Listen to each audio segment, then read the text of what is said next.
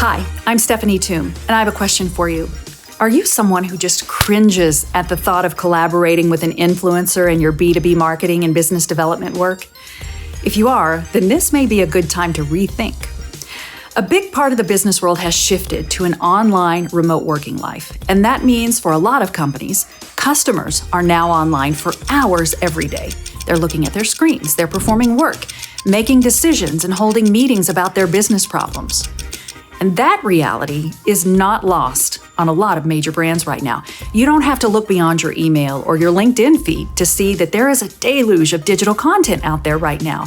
Blogs, thought leadership videos, and online events, all seeking to get the attention of customers.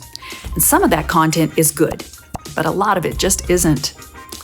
I recently saw a Twitter poll asking how long is too long for a webinar. The poll options were 15, 30, and 45 minutes or an hour, and I voted 15 minutes. But if that 15 minutes doesn't help the customer solve their business problems, then even 15 minutes becomes a waste, a forgettable experience to the customer, brand eroding for the company.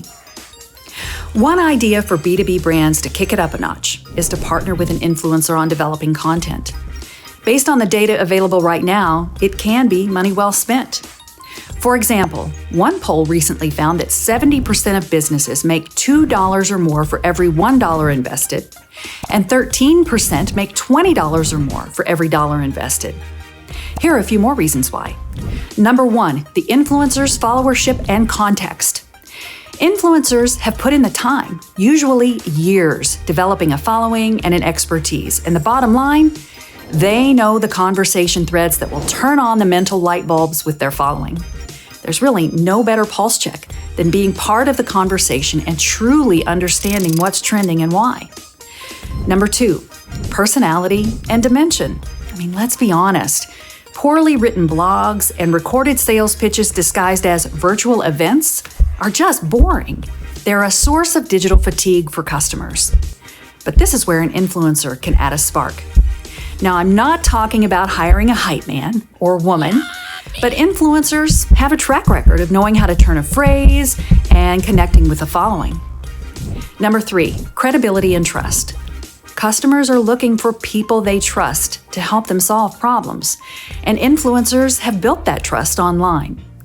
One recent poll found that almost 50% of people look for recommendations from influencers when they're making purchasing decisions.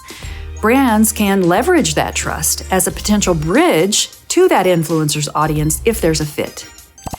But I'd like to know, what does the expression influencer trigger for you? Have you worked with influencers, and what's been your experience? I'd love to know what you think. Feel free to leave a comment. Bye for now.